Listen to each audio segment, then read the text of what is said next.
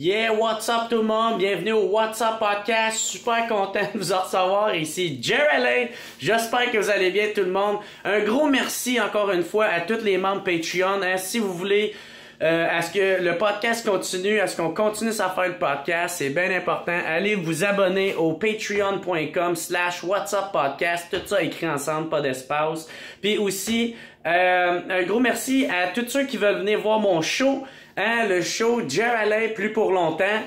Les billets s'envolent vraiment très rapidement. Il en reste peut-être juste une centaine, là. Fait que c'est le temps de les acheter. Je sais que je suis fatiguant, je sais que j'arrête pas d'en parler, mais c'est là que ça se passe, OK? Parce que je sais, je vous connais. Vous allez revenir m'écrire pour faire « Hey, y a plus de billets, comment ça fait, y a plus de billets? » Ben c'est parce que tu t'es pas pogné assez vite, OK? Pas assez tôt, tabarnak. Fait que c'est le temps d'y aller. Les billets sont au jeralain.com. Ça se passe le 12 mars en supplémentaire au Club Soda. Ça va être ma fête et j'ai booké des premières parties invitées. Ça va être vraiment écœurant. Vous allez triper, inquiétez-vous pas pour ça. Et qui qu'on soit cette semaine, on reçoit François Letourneau. Hey, super content de l'avoir reçu. François Letourneau, c'est un comédien, acteur, scénariste. Il a co-écrit avec Jean-François Rivard Les Invincibles, Série Noire, puis plein d'autres super nice projets que vous allez entendre dans ce podcast-là. En fait qu'on a parlé beaucoup de ça. On a parlé aussi de Netflix, l'arrivée des gros joueurs comme Netflix, parce que les autres, leur série noire a passé sur Netflix, fait qu'on a beaucoup parlé de ça. On a parlé d'écriture en général, comment il a rencontré Jean-François Rivard et plein d'autres sujets de même super intéressants que c'était vraiment très cool. Fait qu'un gros merci à François Letourneau, puis merci beaucoup tout le monde d'être abonné au WhatsApp Podcast, c'est super important. Allez vous abonner sur le channel YouTube. On est rendu avec une page Facebook maintenant, WhatsApp Podcast, la page Facebook. Allez liker s'il vous plaît la page Jerry Alain humoriste, ou sinon c'est pas mal ça tout le monde, ok? Fait que gros merci tout le monde, passez une excellente semaine et bonne écoute. Ciao tout le monde, au revoir.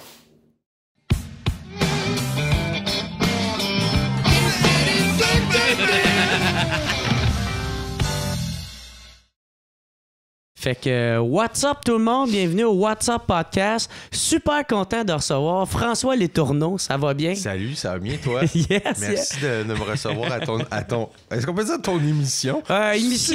Émission podcast. Ouais, tu sais, comme je te disais, moi c'est un monde que je connais moins. Ouais. Mais j'ai un fils qui a 12 ans puis qui est toutes ses idoles sont des youtubeurs que je connais pas.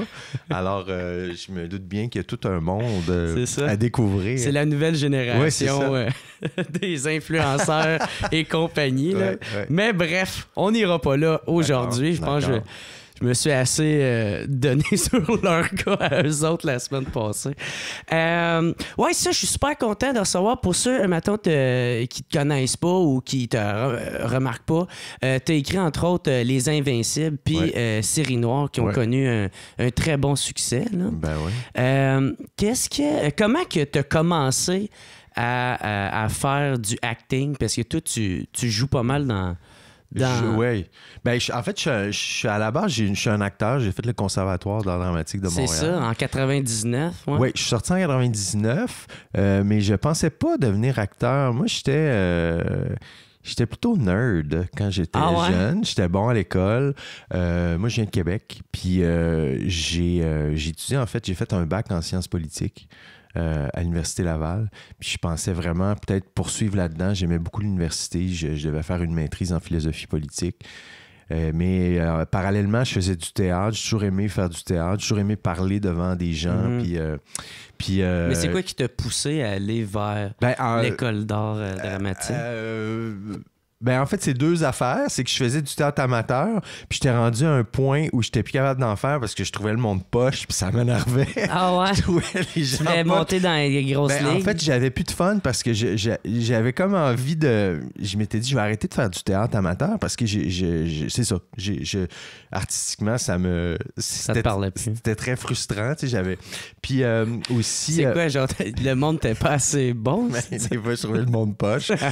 Puis, tu sais... je trouvais qu'on répétait pas assez. Puis, tu sais, quand tu travailles toute l'année sur une pièce, tu fais 2 représentations, c'est plate. T'sais. Fait que c'était pas juste parce que c'était poche, c'était parce que aussi, t'étais peut-être pas assez impliqué. Ouais, c'est ça, j'avais envie de plus. Ouais, c'est ça, tu pouvais pas assez en vivre comme t'aimerais vivre ça. Ben, artistiquement, j'avais le goût d'aller plus loin. Ouais, je me suis dit, soit, je pense que je vais complètement arrêter, ou, mais j'avais beaucoup d'amis qui faisaient leurs auditions pour les écoles de théâtre. Puis un de mes bons amis, c'est Patrice Robitaille. Puis lui a fait ses auditions une année avant moi. Puis il a été accepté au Conservatoire d'art dramatique de Montréal. Okay. Il a quitté Québec pour aller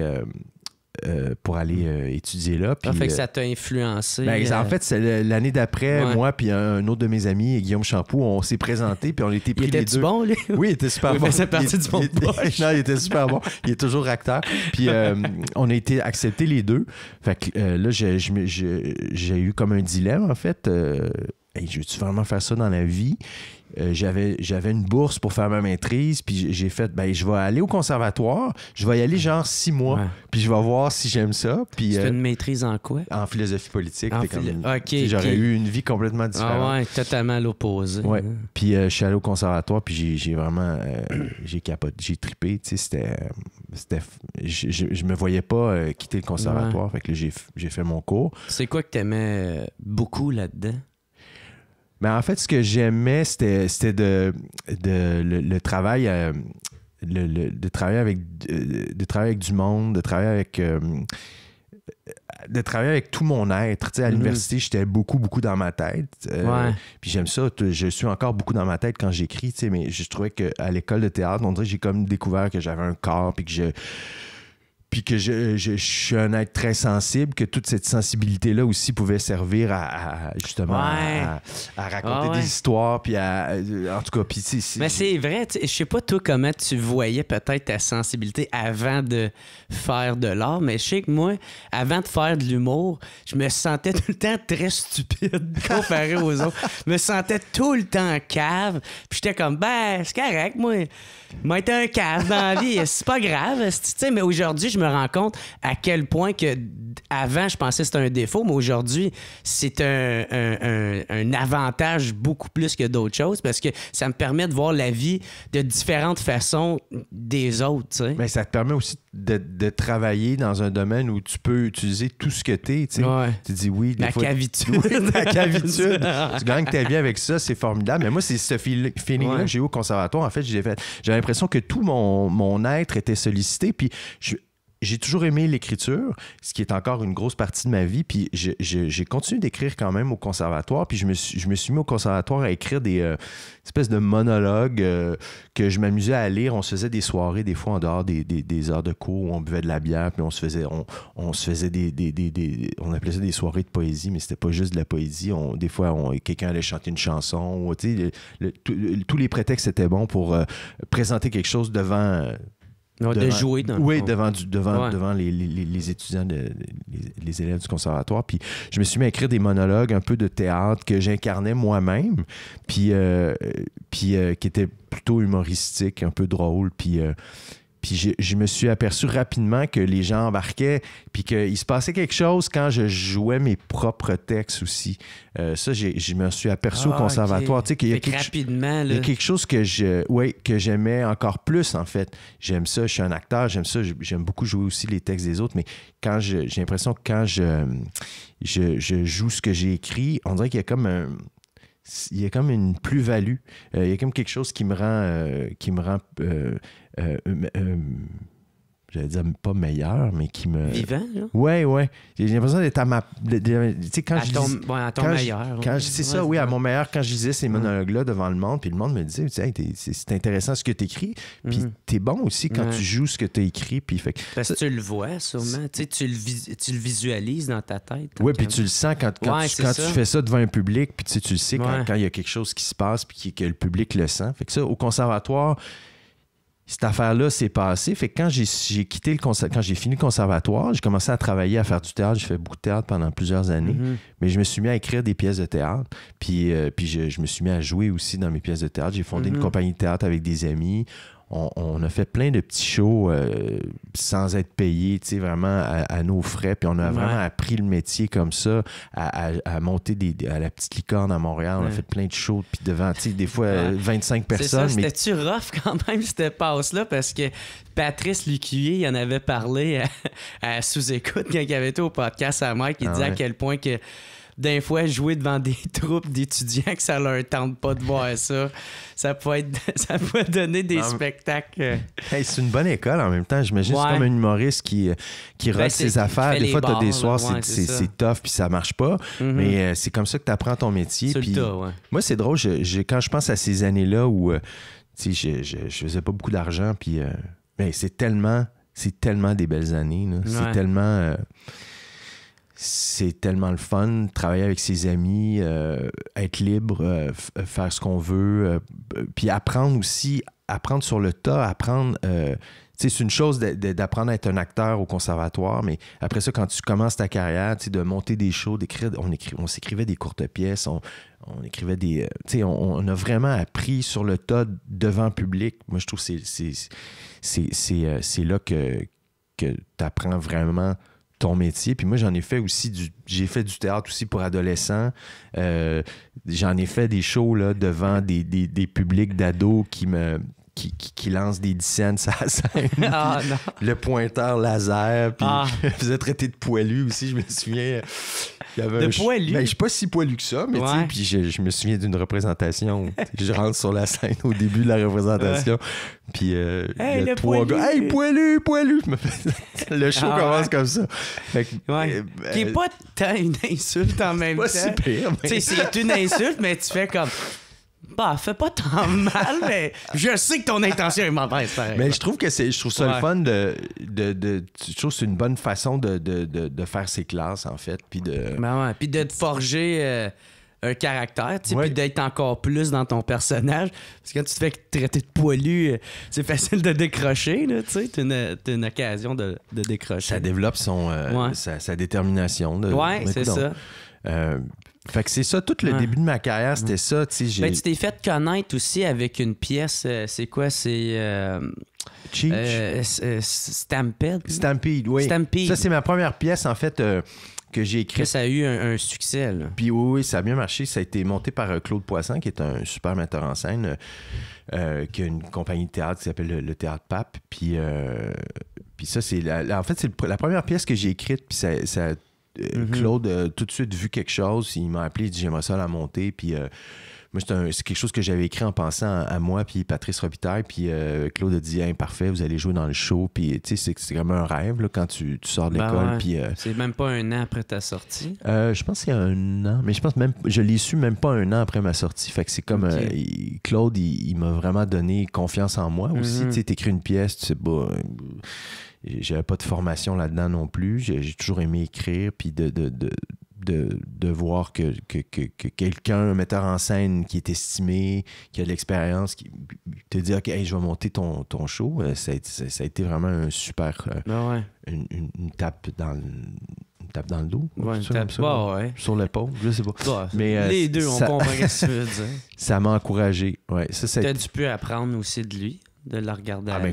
Complètement. C'est ça. Vraiment. J'ai beaucoup appris de lui. J'ai beaucoup appris aussi d'un ami qui s'appelle Frédéric Blanchette. C'est avec lui que j'ai créé une compagnie de théâtre. Puis c'est lui qui a monté ma deuxième pièce qui s'appelait Cheech, qu'on a faite à la Licorne, qui est un bon succès aussi. Puis lui, c'était mon ami au conservatoire. Puis c'est lui qui a monté ce deuxième show-là aussi. Puis encore, j'avais la chance de travailler avec des amis comme Patrice Robitaille. Il jouait aussi dans cette pièce-là. Puis c'était c'était des années vraiment exaltantes. C'est quoi qui te manque le plus de ces années-là, justement? En même temps, ce qui me manque, c'est qu'est-ce que tu détestais? Non, pas du tout. Ce que j'aimais, mais ce que j'ai encore, j'ai la chance de l'avoir encore, c'est justement de pouvoir travailler avec mes amis. Puis pour moi, c'est bien. Là, j'ai une nouvelle série qui sort bientôt. Là. Puis, j'ai encore eu la chance c'est mon ami qui l'a réalisé. Puis, il y a plein de mes amis qui jouent dedans aussi. J'ai toujours gardé ça. Je trouve que moi, je dis tout le temps aux jeunes qui commencent dans le métier, qui se font des petits shows, qui n'ont pas d'argent, mais qui travaillent entre eux, entre amis, je leur dis, ce que vous vivez en ce moment, c'est l'affaire la plus fun. Après ça, vous allez avoir du succès, puis ce qui risque d'arriver, c'est que vous allez vieillir aussi. Ouais. La vie fait que les amitiés s'effritent, chacun, la carrière aussi nous sépare, fait que plus ça va, plus t'es tout seul avec toi-même. Les obligations. Mais les carrières aussi sont les gens travaillent moins entre amis, chacun a sa carrière, puis je trouve qu'il y a vraiment quelque chose d'après moi que tu perds, en fait. C'est peut-être ça qui est la différence entre les humoristes, vous êtes plus habitués à travailler seul. C'est un métier qui est plus solitaire. Ça dépend. Je pense que là, c'est vraiment à cause de la nouvelle génération, les nouveaux circuits d'humour là, qui viennent d'arriver, comme à Montréal. Tu pourrais jouer 5 fois dans une soirée, là, ouais. À cause, mettons, un mardi, il y a comme X... il y a peut-être 10 soirées d'humour un mardi. Fait que, si t'es bien populaire, genre Bellefeuille, ben, il peut se promener, puis aller tester un numéro, puis le faire au moins 3, 4, 5 fois. Comme à New York. Là, comme Jerry Seinfeld à New York. Un peu. À plus petite échelle, là, on s'entend. Mais, fait que, si tu fais ça, ben là t'es plus toute seule parce que là, t'es tout le temps avec des collègues ou si tu travailles un numéro ou si il y a des plus jeunes qui t'admirent. Fait que souvent, ils peuvent te donner des hey, t'as-tu pensé à écrire ça de même? Ou ben j'ai pensé à cette gag-là pendant que t'étais sur scène. Fait que, tu sais, des fois, ça peut être des bons gags, tu sais jamais. Fait que, dans le fond, il y a une solidarité entre humoristes, même si vous êtes seul sur scène, entre vous, vous c'est ça. Entre collègues qui s'aiment ou qui se respectent, tu sais, ça se fait, tu sais. Puis, ou sinon, tu sais, c'est ça, ma tante la plus... vieille génération. Tu sais, l'autre génération, ben c'est plus...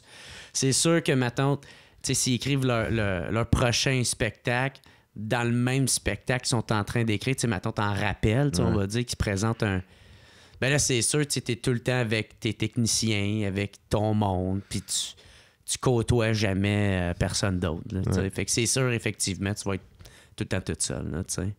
Mais Mike, tu sais, vu que je le suis souvent, tu sais, il fait toutes sortes de projets, là, même s'il fait pas de télé ou avec son podcast, il rencontre plein de monde, puis il est rarement dans son cocon à rien colisser. Mais fait que ça, c'était tes débuts en théâtre. Ça a beaucoup... Moi, c'était ça mon but, en fait. Moi, je voulais faire du théâtre. Moi, j'ai grandi à Sainte-Foy. Puis je faisais du théâtre, puis je suis allé au conservatoire pour faire du théâtre, puis tout l'aspect télé, cinéma, tout l'aspect un peu show business, j'ai jamais pensé à ça en venant à Montréal pour aller au conservatoire. Moi, je voulais faire du théâtre. Puis c'est quand je suis arrivé à Montréal, puis là, je voyais, mon prof, c'était Gilbert Sicotte, puis là, c'était des acteurs que je voyais qui faisaient de la télé. C'est là que j'ai fait, c'est vrai, il y a la télé, il y a le cinéma aussi, tu sais, mais mon but, c'était vraiment... j'avais le goût de faire du théâtre. Puis j'ai fait ça pendant plusieurs années. J'en fais moins, mais je m'en ennuie un peu. Mais puis je m'excuse de te couper, puis on n'est pas obligé d'aller là si tu veux pas y aller. Là. Mais Gilbert Sicotte, il était-tu cool avec toi? Parce qu'il y en a qui se sont plaints. Oui. Puis moi, je pense que c'est Philippe Audrey, la rue Saint-Jacques, qui l'avait eu aussi. Puis il disait, il était dur, mais c'était tout le temps dans le but de t'améliorer ou des affaires de même. Moi, Gilbert, ça a été un prof qui a été super important pour moi, pour bien du monde aussi. C'était pas le prof qui était le meilleur pédagogue. Je pense que lui-même, il pouvait des fois se désintéresser de certains élèves.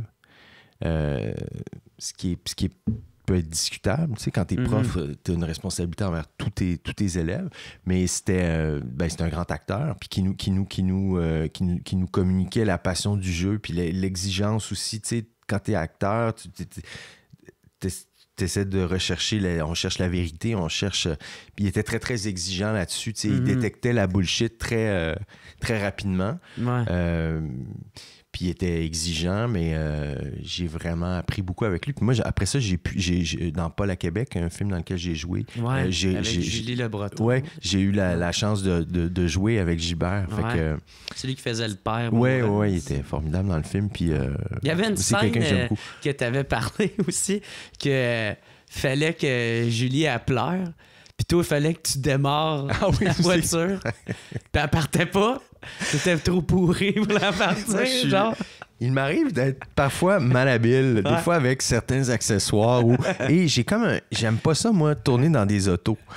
Ça me stresse. Tu sais, on en fait des fois des scènes d'auto. Ça fait Montréal-Québec. Oui, je sais, mais ça, c'était des caméras cars. On conduit pas pour vrai. Des fois, on conduit pour vrai ou il faut partir le char pour vrai. Puis il faut. Fait que tu peux te concentrer sur ton jeu, genre. Ben, en fait, c'est que moi, ça me stresse d'être concentré sur la conduite. Puis souvent, c'est qu'il faut aussi arrêter. Il faut que tu conduises, il faut que tu arrêtes à un endroit très précis parce que la caméra est placée. Fait que il faut que tu sois concentré à ça pendant que tu joues. Puis moi, ça me stresse. Il y en a que ça les stimule. Moi, ça me stresse. Puis dans cette scène-là avec Julie, c'était une scène où Julie avait justement à pleurer. Moi, j'avais rien à faire. J'arrivais, puis il fallait juste que je parte l'auto. C'était une vieille auto, là, tu sais, c'était un vieux taco. Puis j'étais bien hâte de rentrer la clé dans... Elle se forçait pour pleurer. Tu sais, c'était exigeant. Puis moi, je gâchais toutes les tapes parce que j'étais pas hâte de partir l'auto. Fait que ça, ça m'arrive souvent. Tu dois te sentir con en ce moment. Julie, excusez! Je pense pas que Julie avait été fâchée, là, mais j'étais stressé. Je me disais à chaque tape, je me disais, OK, je vais de partir l'auto. Mais ouais. Mais on parlait de Gilbert, mais c'est ça, juste pour finir, Gilbert. Moi, c'est un prof qui a été très, très important pour moi. Je pense que c'est un prof qui enseignait vraiment la bonne affaire. Mais en même temps, chacun a eu sa propre expérience. Puis c'est ça, c'était pas non plus un grand pédagogue. Mais voilà. Fait que c'est ça, t'as beaucoup appris avec lui. Puis là, après ça, il est arrivé en 2005, Les Invincibles. Oui. Puis ça aussi, ça a eu un maudit bon succès, ça. Oui. Puis tu l'as coécrit avec Jean-François Rivard. Oui. Est-ce que vous vous connaissez avant ou vous êtes rencontrés pour ce projet-là? Ça, c'est quelque chose aussi qui est important. Tu sais, quand je suis sorti du conservatoire, je me suis mis à faire du théâtre, tout ça. Tu sais, quand je parlais, j'en reviens tout le temps à ça, les amis, la communauté, c'est super important. Tu sais, on sortait beaucoup à l'époque dans les bars, puis tu sais, il y a plein de rencontres qui se sont faites dans des soirées autour d'une bière où je sortais avec mes amis, puis c'est dans ces soirées-là que j'ai rencontré Jean-François Rivard, qui n'était pas un ami avant. On se croisait des fois, mais on se voyait souvent. Tu sais, on avait toute une gang de gars, là, Patrice Robitaille, il y avait Ricardo Troggi, Rémi-Pierre Paquin, Jean-François venait souvent, plein de monde, Stéphane Breton. Puis c'est là que j'ai rencontré Jean-François. Puis Jean-François, lui, faisait des courts-métrages. Moi, je faisais du théâtre. Puis à un moment donné, il était approché par Joanne Fogg, une productrice, qui est toujours ma productrice maintenant, qui cherchait des projets télé. Puis il savait que j'écrivais. Il avait vu un peu mes pièces de théâtre. Puis il me disait, hey, ça te tenterait-tu qu'on développe comme un projet télé? Puis j'ai dit, pourquoi pas? Moi, j'avais aucune attente, en fait. J'ai dit, oui, ça me tenterait. Puis il avait entendu parler que tu écrivais. Oui, je pense qu'il avait vu mes pièces aussi. Il aimait ça. Puis moi, j'avais vu ses courts-métrages qui étaient très bons. Tu sais, on a deux parcours très, très différents. Puis on s'est mis à se parler. Puis on s'est rendu compte qu'on avait comme une même sensibilité, un humour aussi similaire. Puis on a vu aussi qu'on avait chacun beaucoup à s'apprendre parce qu'on n'avait pas le même parcours. Puis écoute, on a écrit Les Invincibles. Moi, au début, là, mon but, c'était juste je faisais ça pour l'argent, en fait. Tu sais, c'est plus payant écrire pour la télé que... Moi, j'étais juste content quand j'ai écrit mon premier épisode puis j'ai reçu mon premier chèque. C'était juste ça, mon but. C'était de faire de l'argent. Je vais écrire un épisode, je vais en écrire un autre. Puis c'était même pas... Mais à un moment donné, tu développes une histoire, tu t'attaches à l'histoire puis tu dis, hey, ça pourrait être bon. Puis à un moment donné, on y croyait. Puis ça a été très long parce qu'on n'était pas du Québec-Montréal n'était pas sorti à l'époque. Puis ça a pris 4 ans à développer le truc.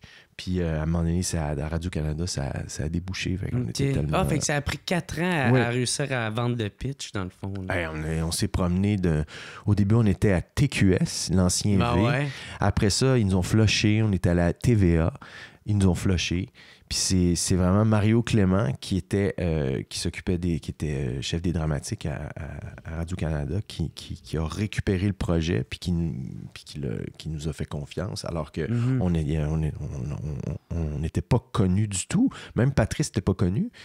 Mais il y a eu Québec-Montréal qui est sorti. C'est-tu sorti à... Je me souviens plus. Québec-Montréal, c'est sorti en 2002. Oui, c'est sorti ça. Ouais. Ça nous a sûrement aidé parce que le film, c'est un film... donné une petite crédibilité.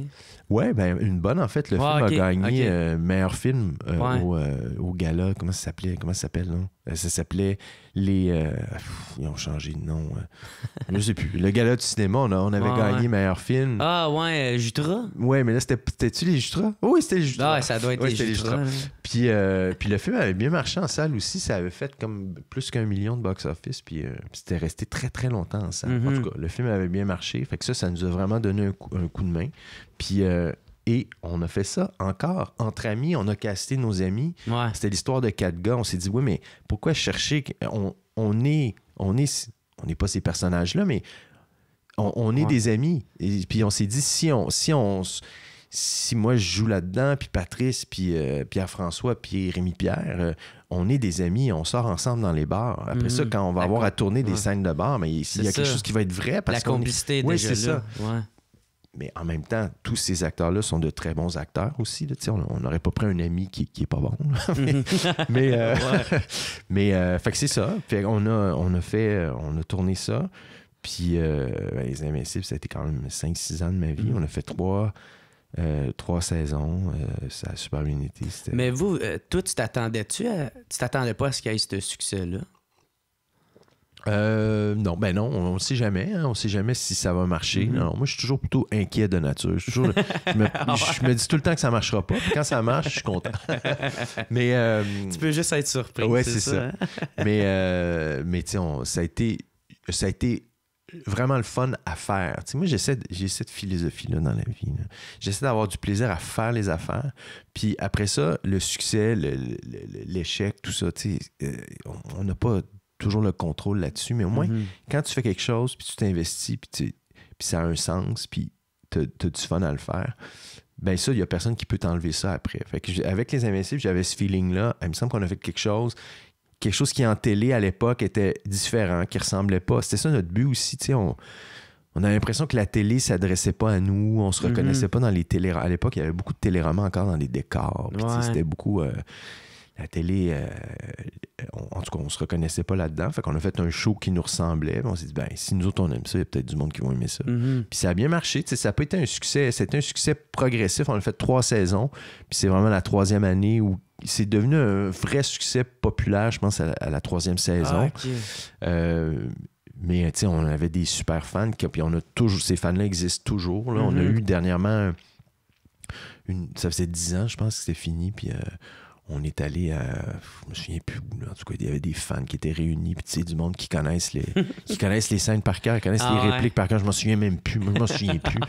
Puis, ils font des hymnes, là. Ils nous faisaient des scènes complètes de la saison 2. Moi, je me suis dit, la saison 2, je m'en souviens plus. Mais en même temps, je trouve ça génial. Puis, de voir que ça, c'est l'affaire qui me fait le plus plaisir aussi, c'est que cette série-là, moi, je croise souvent des jeunes là, de 18 ans là, qui me disent...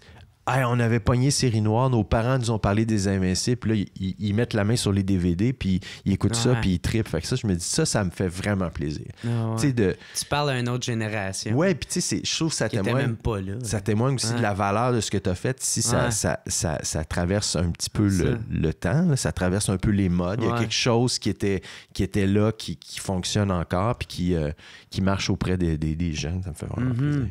Ben ouais, mais c'est ça, mais ça avait vraiment été bien reçu par la critique, parce que ça disait que c'était un début d'une nouvelle ère pour la télé québécoise, à cause que il aimait beaucoup l'effet faux documentaire. Là. Ah oui, on s'adressait, mais ce qui n'était pas du tout nouveau, là, qui a été un procédé qui a été fait 1000 fois avant. Mais il y avait quelque chose aussi dans la réalisation, dans notre écriture, mais dans la réalisation de Jean-François, c'était beaucoup tourné vraiment à l'épaule. C'était très léger comme équipe aussi. Maintenant, il y a beaucoup de trucs qui sont tournés comme ça parce qu'il n'y a plus d'argent en télé, mais à l'époque, il y a quelque chose de... Le côté un peu, justement, faux documentaire, la présence aussi d'une musique. Tu sais, Jean-François, c'est un tripeux de rock, puis il a mis toutes ces... Il y a beaucoup de rock dans... Le côté trame sonore était très important. Ça, je pense que c'était un peu nouveau, là, c'était un peu différent. Il y a le ton aussi, le type d'humour...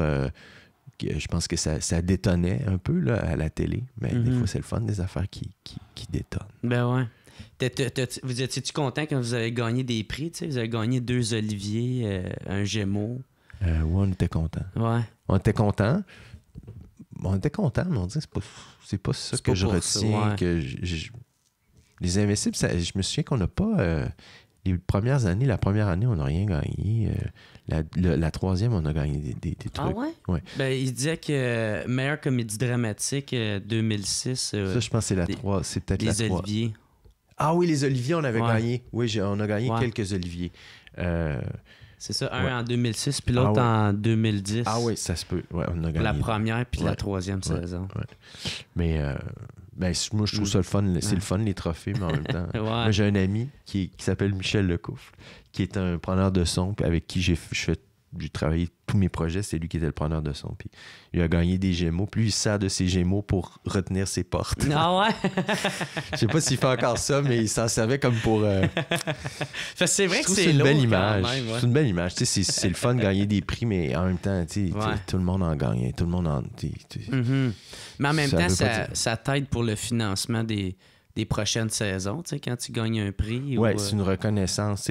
Pour Série Noire, je te dirais que notre première saison, c'était un succès critique, mais on n'avait pas des bonnes cotes d'écoute. Le fait qu'on gagne plein de Gémeaux, qu'on ait plein de nominations aux Gémeaux, là, tu vois, ça nous a aidés parce que là, c'est comme une validation du milieu. Dans certaines circonstances, les prix peuvent aider à la survie d'un projet, puis dans d'autres circonstances, ça n'a pas du tout d'impact ou de... Mais c'est le fun. C'est le fun de gagner c'est sûr que c'est agréable de gagner avec Série Noire, c'est quoi? Le succès est arrivé plus sur tout.tv?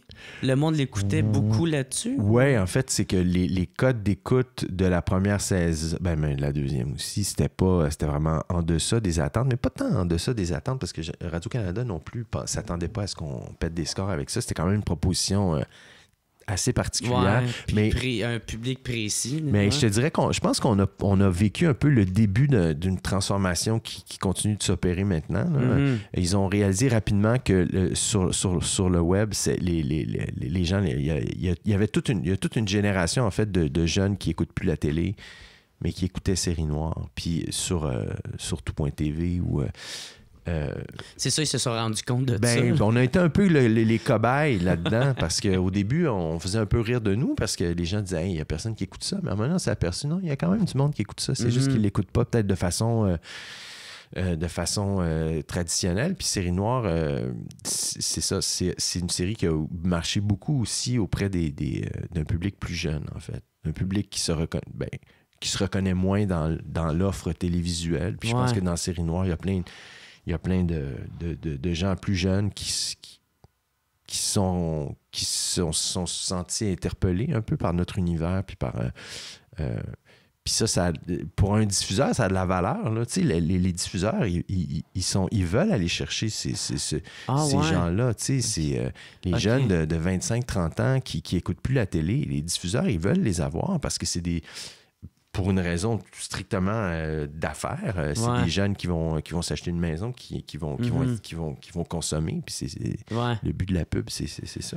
Moi, j'avais essayé avec tout.tv, puis j'avais fait un gros statut Facebook. J'avoue que j'ai pas été vraiment très persévérant là-dessus. Là. J'ai fait un statut Facebook, mais qui disait entre autres que, ben moi j'ai tout le temps pensé à ça, que tout.tv puis ma tante Illico ou Elix, ou je sais plus trop l'affaire, là, ils devraient faire comme Netflix, puis tu sais, acheter des 1 heure d'humoristes émergents québécois, tu sais. Parce que Netflix, c'est ça qu'ils font. Tu sais, genre, moi, là, j'ai tapé mon show au Club Soda. Là. Je l'ai fait avec mon propre argent. Là, ça m'a coûté genre 2500, mais c'est qualité top-notch parce que c'est un de mes chums qui l'a fait.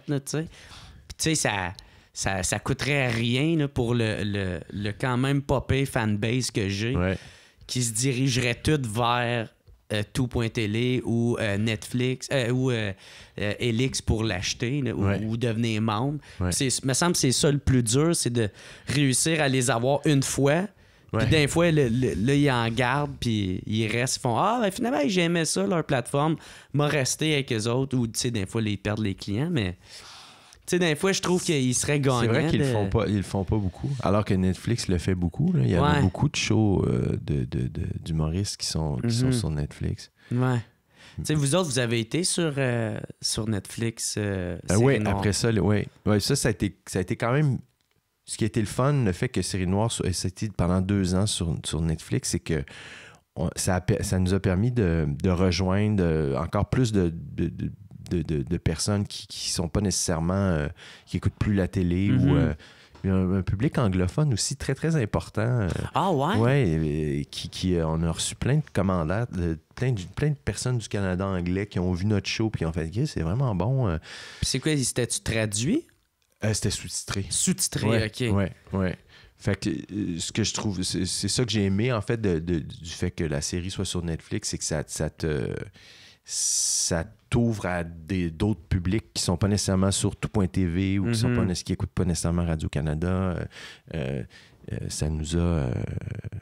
je m'en fais... Puis comme Les Invincibles, Série Noire, je m'en fais parler encore chaque semaine.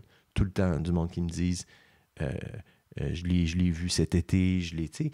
Fait que ces plateformes-là, ce que j'aime, c'est que ça permet tu crées une émission, tu fais quelque chose, bien, ça permet de durer dans le temps.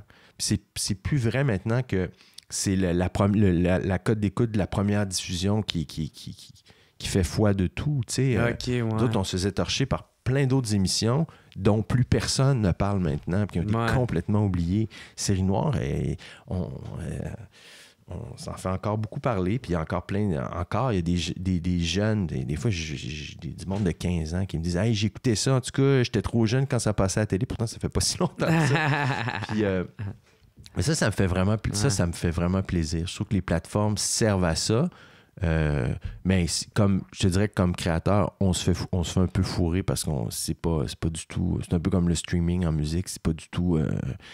c'est pas payant, là.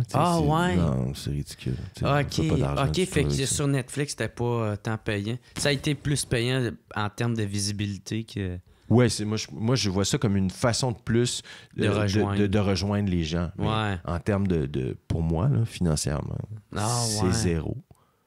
Puis c'est-tu parce que c'est Netflix qui paye pas ou c'est que il y a tellement d'intermédiaires? Je dirais que je comprends même pas. Je sais même pas est-ce que c'est lié au nombre de visionnements en ligne? C'est-tu comme je sais même pas. Puis mais en même temps, le but, c'est pas... je fais ça pour faire de l'argent. Mais comme je te disais, c'est vraiment, pour moi, ce qui est le fun, c'est de pouvoir rejoindre plus de monde.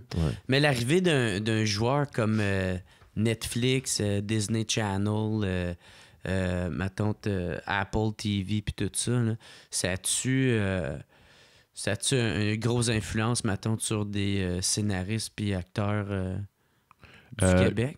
Ben, en fait, c'est que là, on est inondé de contenu, en fait. Là.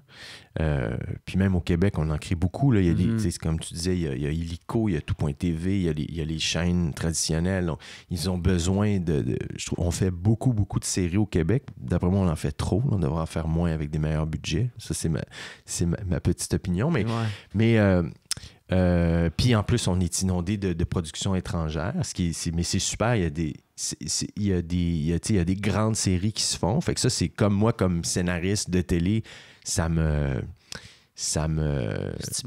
Ça me stimule. Avant, il y avait comme une espèce de clivage entre le cinéma et la télé, là, qui existe encore un peu, mais au Québec, genre une petite rivalité. Un peu, tu sais, genre la Ok. télé, c'est quétaine, puis le cinéma, c'est de l'art. Ouais. Mais c'est quelque chose qui n'a jamais existé beaucoup au Québec, parce que si tu es un acteur ou un scénariste au Québec, tu peux pas te spécialiser. Il faut que tu fasses un peu de tout. Là, les acteurs qui travaillent au Québec font un peu de théâtre, un peu de télé, un peu de cinéma. C'est trop un petit marché. Oui, on là. est trop petit. Fait que... Mais maintenant, de voir que c'est ça, c'est que c'est comme si la série télé avait acquis un peu ses lettres de noblesse là, peut-être dans les 10 dernières années. Puis on le voit beaucoup aux États-Unis, des superstars qui font de la télé maintenant. Ma nouvelle série, c'est comme ça que je t'aime. On s'en va à Berlin. On a été cool, sélectionnés c'est un grand festival de films. Je ne savais même pas. Il y a une section télé maintenant. Oui, puis on a été choisis. Fait que je suis super. Tu sais, fait que j'aime. Je pense que l'arrivée des nouvelles plateformes, cette offre incroyable de séries télé, ça permet ça aussi. Ça permet à la série télé d'être vraiment respectée, puis de rayonner aussi. Ouais. Puis de traverser des barrières à l'international. Oui, tout à fait. Ah ouais. Puis, c'est ça, pour cette série-là, vous voulez peut-être la lancer à l'international, justement? C'est comme ça que je t'aime? Ouais. En fait, c'est sûr qu'on aimerait ça. Le fait d'aller on est déjà allé dans... Ça fait quelques événements où qu'on fait avec le show, puis on sent un intérêt. Le fait qu'on ait été choisi à Berlin, c'est bon signe. Ça veut dire qu'il y a du monde qui trouve ça bon, là, la série. C'est sûr que ça serait intéressant. Moi, ce que j'aimerais, c'est que j'aimerais que la série, telle qu'on l'a tournée, voyage, sous-titrée. C'est sûr que le fait que ça soit en français, on part avec 2 strikes. Là, mais de plus en plus, puis les gens sur Netflix, maintenant, acceptent davantage d'écouter des séries étrangères sous-titrées. On dirait que les sous-titres, les gens acceptent plus ça. Fait que ça me donne espoir que peut-être que ma série pourrait voyager. Mais sinon, l'enjeu, c'est de vendre le concept puis de vendre les textes pour que ce soit refait. Ouais. Mais ça me fait... C'est ça, Les Invincibles, ça avait été fait en France. En France, oui. T'avais-tu été satisfait? Ou... Oui, quand même. Quand même. C'était une super équipe. Ils avaient un défi, en fait. Nous, on faisait des saisons de 12 heures, puis eux autres, ils ont réduit à 8 heures. Fait qu'ils ont concentré beaucoup l'histoire, ce qui fait qu'à un moment donné, je trouve que ça respirait moins. Mais c'était une belle équipe. Je trouve qu'ils ont fait une belle affaire. Puis sinon, avec Jean-François Rivard, et pour Les Invincibles et pour Série Noire, il y a eu des projets d'adaptation aux États-Unis qui sont allés quand même assez loin. Puis, tu vois, Les Invincibles, c'est nous qui avons tiré la plug parce que c'était tellement devenu dénaturé. On reconnaissait plus du tout. T'sais, ils disent « Hey, j'aime ce que tu fais, j'achète ton truc. » Mais après ça, ils changent tout. Fait qu'on leur a dit « Mais c'est quoi? » Ouais, pourquoi vous l'achetez? C'est vraiment ça qu'on leur a dit. On comprend pas pourquoi vous nous payez. Il n'y a plus rien. On reconnaît plus rien. Puis Série Noire, encore, on s'est fait faire la même affaire. Un peu, là. Ouais. Ouais, tu sais, une adaptation. Puis là, tu lis. Puis tu dis, pourquoi vous avez changé ça? Oui, mais c'est parce que, oui, ils sont très dans le marché, puis de ce qui est en demande. Puis tu vois, tu sais, Série Noire, c'est quand même l'histoire de deux scénaristes, c'est 2 gars, 2 amis. C'est un peu ça. Dans la version américaine, c'était un gars puis une fille. OK. Mais pourquoi vous faites ça? C'est parce que là, c'est important d'avoir un lead féminin si on va avoir un public féminin. Ouais, mais là, c'est parce que ça change tout. C'est l'histoire d'une amitié masculine. Ouais. Il y a comme que dans Les Invincibles aussi, je te dis, ils ont changé tellement d'affaires. C'était comme... Fait que c'est ça. Fait que, tu sais, j'ai été un peu échaudé par toutes ces affaires-là. C'est pour ça que je me fais pas beaucoup d'attente? J'ai pas d'attente. En fait. Ça peut être intéressant financièrement si ça fonctionne, mais artistiquement, moi, ma job, c'est de faire le show au Québec, puis d'espérer que le show qu'on a fait puisse en même voyager. temps, c'est ça. En même temps, ton œuvre y est faite. Eux autres, ils ils en reproduiront qu'est-ce qu'ils voudront. Ce que je trouve fascinant, c'est vraiment l'attitude de dire « Hey, j'aime beaucoup ce que tu fais, maintenant je vais tout décalisser. Tout ce que j'aimais, je vais tout l'enlever pour rendre ça... c'est ça. Des fois, c'est un peu absurde le milieu de la télé pour ça. Mm-hmm. Ouais. L'originalité, puis il n'est pas toujours encouragé. Il y a une tendance à uniformiser beaucoup, puis d'y aller avec la recette. Oui, c'est ça. Il faut que tout le monde trouve ça bon, mais c'est pas grave. Peut-être aller rejoindre le plus de monde possible, c'est ça. Okay. Je comprends aussi ce besoin-là, mais moi aussi, quand j'écris, je veux que tout le monde aime ça, mais en même temps, si tu fais quelque chose qui a un peu une saveur, ça se peut que tu aies du monde qui n'aime pas cette saveur-là, mais ça veut pas dire que ça veut pas dire que s'il n'y a pas du monde qui vont pas capoter et qui vont pas triper. Ouais. Mais pour Les Invincibles, c'est pourquoi vous avez arrêté? Vous avez fait quoi? 3 saisons? 3 saisons. On aurait pu en faire une 4e, mais on a arrêté parce qu'en fait, on avait... Plus de jus? Non. On avait raconté l'histoire qu'on avait à raconter. Ah, OK. C'était vraiment... Hey, c'était ça. C'était ça. Puis quand on a écrit la 3e saison, on s'est dit, c'est le... Puis Série Noire, c'était la même affaire. Tu sais, les gens nous demandent, vous n'auriez pas voulu faire une 3e saison? Non. C'était vraiment... C'était ça l'histoire. Vous êtes allé au bout. On a raconté notre histoire, puis je suis pas... Puis moi, je trouve aussi que c'est le fun de s'arrêter au bon moment. Qui est on va faire des liens avec ton métier d'humoriste, là. Tu sais, un show d'humoriste, faut pas que ça soit trop long. Mm-hmm. Leave them laughing. C'est comme, faut que ça finisse. Il faut que les gens... en redemandent. Oui. Des fois, tu peux faire...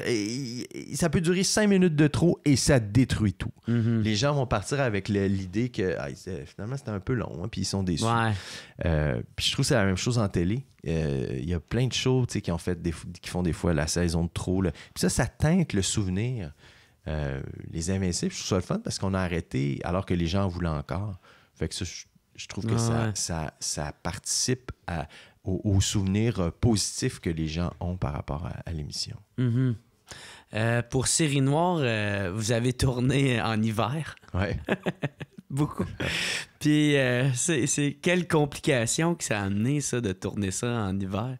Parce qu'au début, vous avez fait... c'était parce que vous n'aviez pas le choix de le tourner en hiver? Non, c'était un choix. À l'écriture, on avait le goût de distinguer des Invincibles, puis on constatait, on le constate toujours, il y a tous les tournages au Québec, c'est l'été. Là.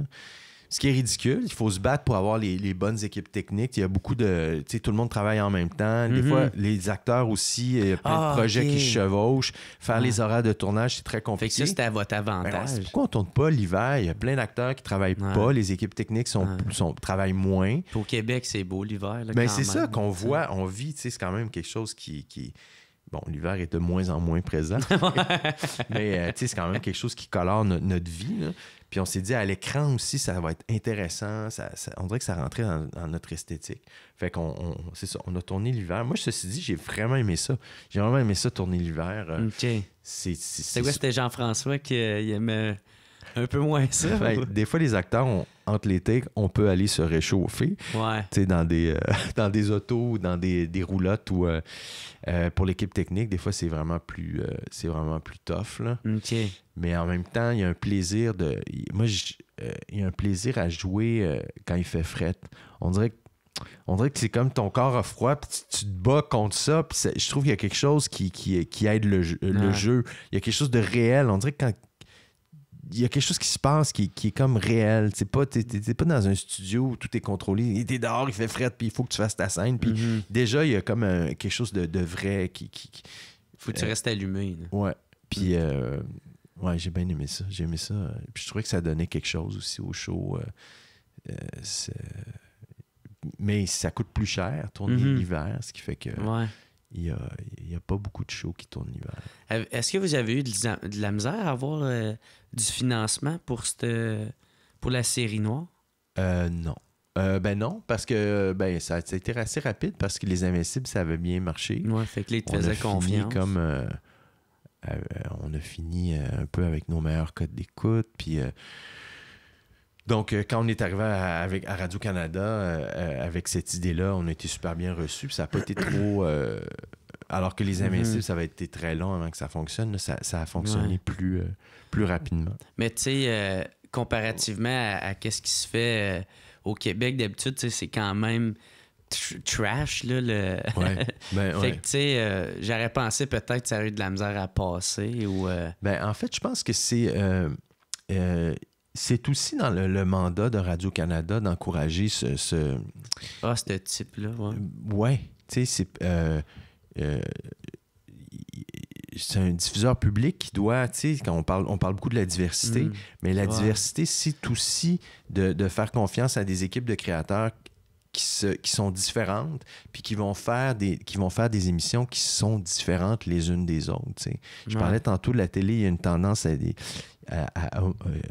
à homogénéiser. Des fois, on a l'impression que les émissions se ressemblent beaucoup, les émissions de variété se ressemblent, des fois les émissions de fiction.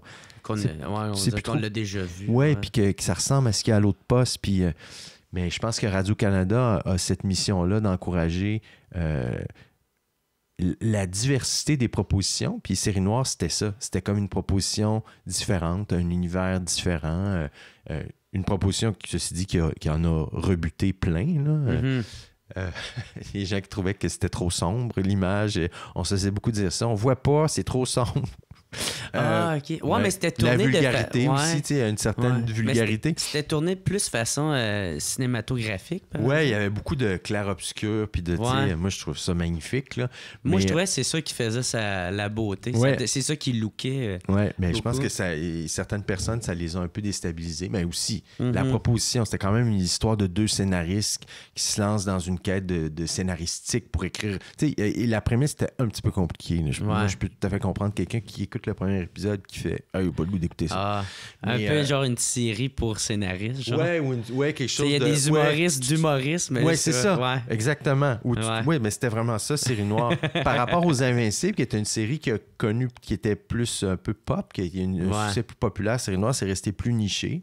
Puis tu vois, là, mon prochain show, qui commence bientôt... c'est comme ça que je t'aime, si tu parles. Okay, ouais. À l'écriture, j'ai essayé de quand même de proposer quelque chose, tu sais, quand même c'est une série qui parle de couple, en fait. Fait que je pense que c'est vraiment facile d'entrer dans l'affaire. Ouais. C'est un univers un peu décalé. C'est les années 70 Oui, ça se passe en 74 à Sainte-Foy. Ouais. C'est l'histoire de deux couples qui vont pas bien, puis qui vont prendre une espèce de dérape criminel, hein. C'est une comédie, mais la porte d'entrée de ce show-là, je trouve que ça ressemble un peu à la porte d'entrée des Invincibles. Je pense que c'est facile de... Série Noire, c'était plus dur l'univers était plus comme dur à pénétrer. Là, je pense que ça va interpeller, j'espère, plus de monde. Ça, là, tu as parlé de la critique tout à l'heure. Il y a justement Sophie Durocher qui s'est donnée... à vous critiquer, à dire que vous sacrez trop, puis elle les a même comptés, là, ça a l'air... il y en avait beaucoup quand même dans ça. Mais en même temps, en tout cas, toi, comment t'as perçu ça, cette critique-là? T'étais-tu d'accord avec elle? Ou... Non, c'est ça, je suis pas d'accord. Mais en même temps, je trouve qu'elle a... C'est parfait. C'est son opinion. C'est son opinion, puis c'est parfait. Ce qui était difficile, c'est que toute cette affaire-là est arrivée dans un moment où tout le monde parlait du show, puis de OK, là, c'était vulgaire, puis on faisait pas des bonnes cotes d'écoute, puis il y avait plein d'articles là, un peu négatifs sur le show. Fait que nous autres, moi, c'est pas tant. C'est correct que les gens donnent leur opinion. Moi, j'ai eu peur que ça passe dans le beurre, en fait. J'ai dit, on dirait que ça tue la série. J'ai dit, on dirait que personne parle de l'histoire qu'on raconte. Il y a comme plein de mini-controverses. Bon, c'est vulgaire, les gens l'écoutent pas assez.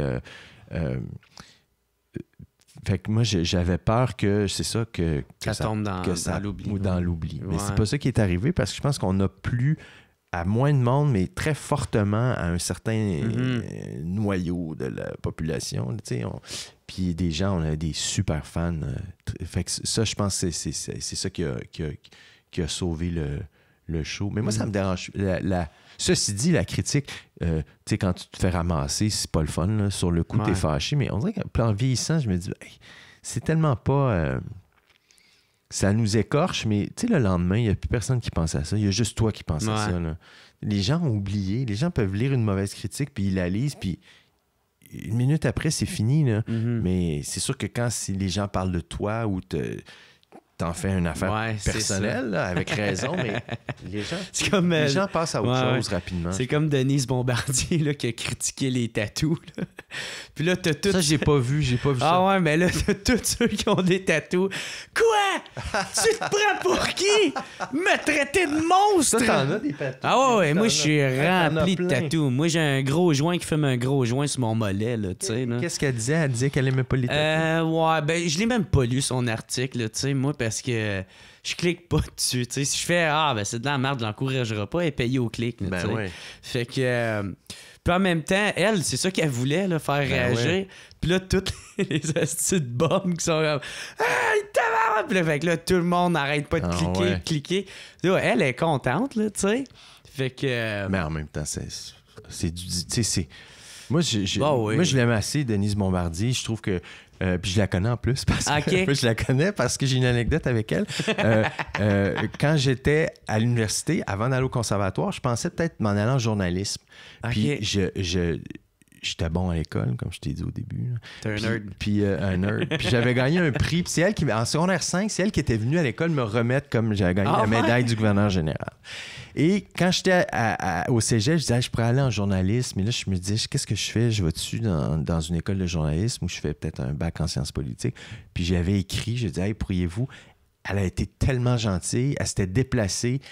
Elle était venue à Québec, j'avais mangé avec elle.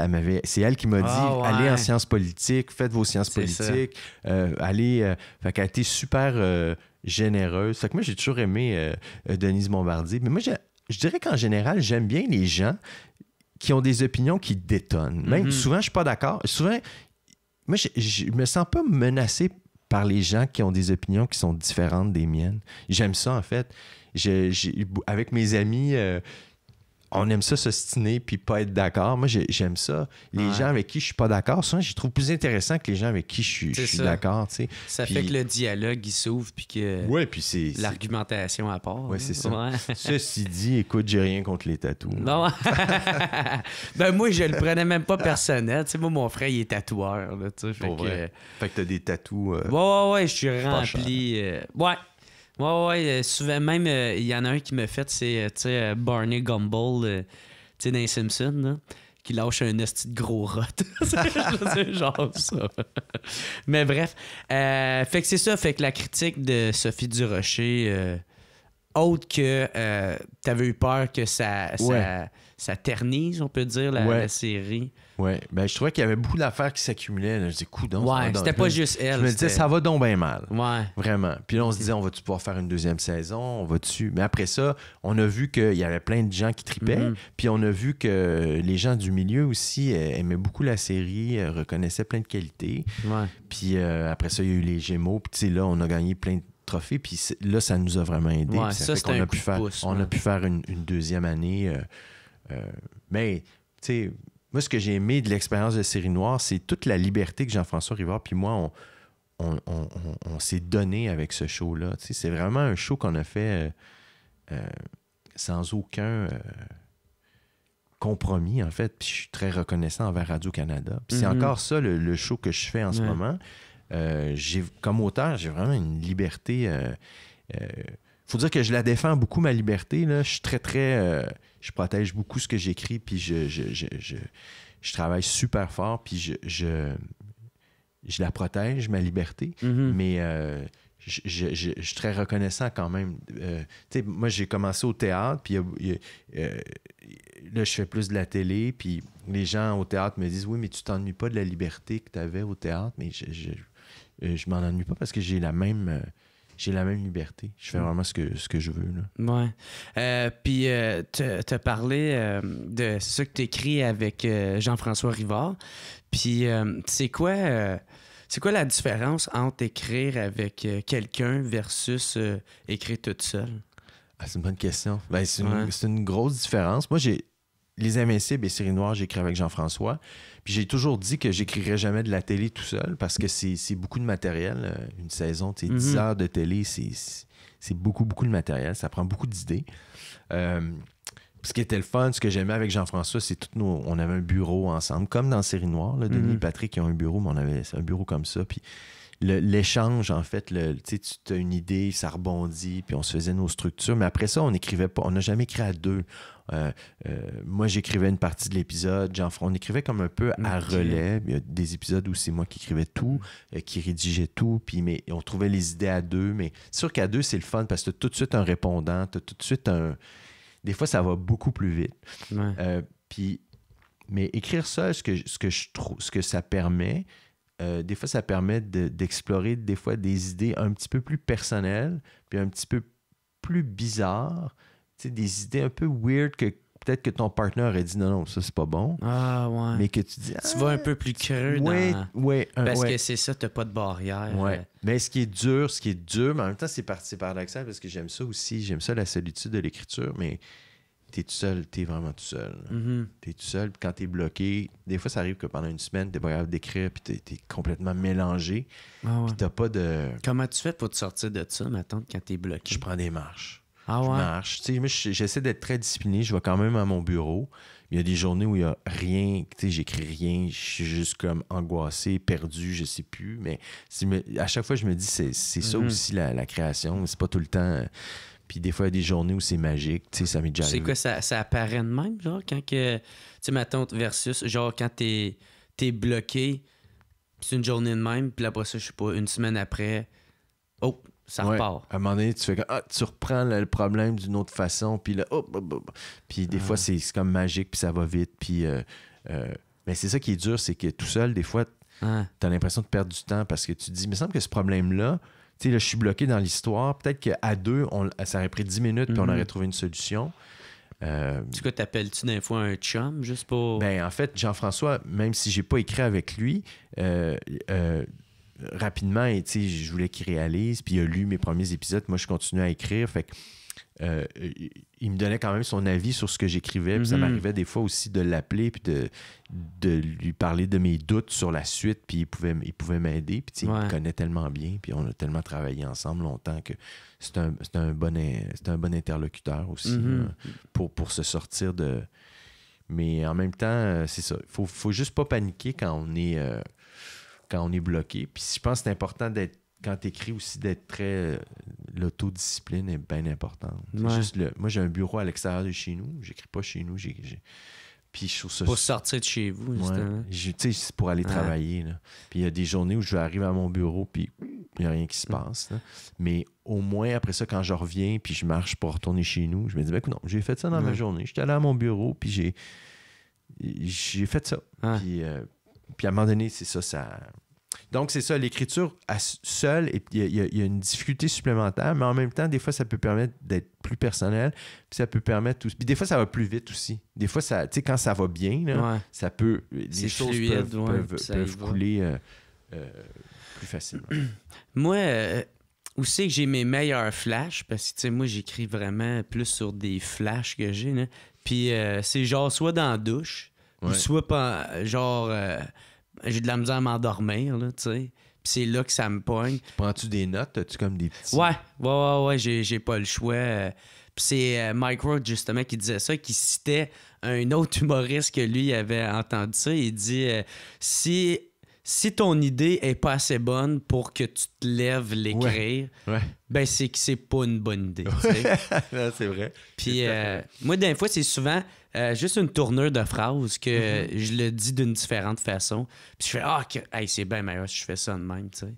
Puis toi, c'est-tu là, c'est-tu plus sur des flashs, tu sais, ça t'arrive-tu d'un fois? Ah oui, mais quand je commence à écrire, disons que quand je commence à écrire un épisode, écrire un épisode, ça me prend au moins un mois, là. Tu sais, si je veux, dans les conditions optimales, des fois, il faut que j'aille plus vite, mais les 2 premières semaines, j'écrirai pas un mot, en fait. Ça va être vraiment des semaines où je vais... La première semaine, souvent, je vais être dans ma tête, j'écoute de la musique, je me promène, je rêvasse, je prends des notes, j'ai des cahiers de notes, puis j'appelle ça mes petits papiers. Genre des intrigues qui pourraient arriver? Ouais, c'est tout le temps... il pourrait, c'est tout le temps des actions. Il trouve ça, ou tout ça. Puis j'ai des petits papiers chez nous, puis j'écris des affaires sur des petits papiers. Là, mes petits papiers s'accumulent, puis j'aime ça, mes petits papiers, ils sont partout. C'est un peu un petit bordel. Ouais, c'est ça. Fait que c'est... Puis à un moment donné, il y en a un, je le jette, je l'aime plus, ce petit papier-là. Mais là, à un moment donné, je me mets à avoir plein de petits papiers. Fait qu'après ça, je peux les noter plus dans mon calepin de notes, ou après ça, je vais sur mon ordi, puis là, je commence à faire une structure d'épisode. Je dis, OK, il va se passer. À faire un ordre chronologique, dans le fond. Puis souvent, ça, ce que j'écris là, ça sera pas du tout... Tu sais, ça va complètement se transformer. Ouais. Donc, quand je me mets à écrire aussi, je suis pas un scénariste qui... tu sais, il y a des scénaristes qui vont vraiment écrire un scène à scène. Puis ils vont vraiment tout... ils disent tout ce qui va se passer. Puis après ça, ils vont dialoguer, puis ça va respecter... Mais moi, quand je me mets à écrire, tout peut changer. C'est ça que j'aime. Ouais, c'est ça que j'aime. Il y a quelque chose qui se passe quand j'écris, j'aime ça. Puis il y a quelque chose qui se passe, qui va... où j'écris des affaires... Les bons épisodes, c'est tout le temps quand j'ai écrit plus vite que je pense, en fait. Les bonnes scènes, c'est tout le temps celles, quand j'ai fini de l'écrire, je suis surpris de ce que j'ai écrit. Ah ouais, c'est ça que tu veux dire par tu te surprends toi-même. Oui, je me surprends, c'est-à-dire, ils disaient pas ça, je pense écrire, mais c'est bien meilleur comme ça. Il y a quelque chose, je l'explique, je me l'explique pas, là. Mais ceci dit, c'est pas tout le temps de même. C'est souvent pas comme ça, mais quand ça arrive, c'est vraiment le fun. Ouais. Fait que moi, ma structure, mon plan de travail, là, je me fais un plaisir de pas le respecter, puis de laisser me surprendre. ouvert avec la liberté. Quand j'écrivais avec Jean-François, c'était vraiment... Tu sais, quand je te dis qu'on écrivait beaucoup à relais, on se faisait une structure d'épisode qui était un peu slack. Là. C'était pas un scène à scène qu'on aurait pu remettre à un producteur. Là. C'était juste, OK, il va se passer ça. Ouais. Puis après ça, je partais, j'allais écrire le premier bloc. Mon but, c'était... Bon, de respecter un peu ce que c'était dit, mais c'était de surprendre Jean-François. Ouais. Je change des affaires, puis je vais le surprendre. Fait que après... si j'arrive à le surprendre lui, ben, je vais surprendre peut-être le spectateur aussi. Puis lui, il recevait ça, il repassait ce que j'écrivais, il me renvoyait. Tu sais, on travaillait beaucoup comme ça. Fait que je continue de... en même temps, je trouve que c'est ça qui est le plaisir de l'écriture, c'est ça aussi, c'est d'explorer puis de c'est pas tout ce qui tu décides pas tout avec ta tête. T'sais. Oui, tu te fais une structure, mais après ça, il y a comme quelque chose qui s'exprime. Laisser l'instinct. Oui, l'instinct, les choses qui sortent. Tu fais comme, hey, boy, je savais pas que ça, c'était à l'intérieur de moi. Tu fais ça aussi parce que vu que tu écris puis tu joues, des fois, tu laissais-tu ton personnage parler? Tu veux dire à voix haute? Ouais. Tu sais, de faire de l'impro, genre. Ça, je suis vraiment comme... Quand tu respectais le... Ben, quand j'écris, je pense pas du tout à moi comme acteur. OK.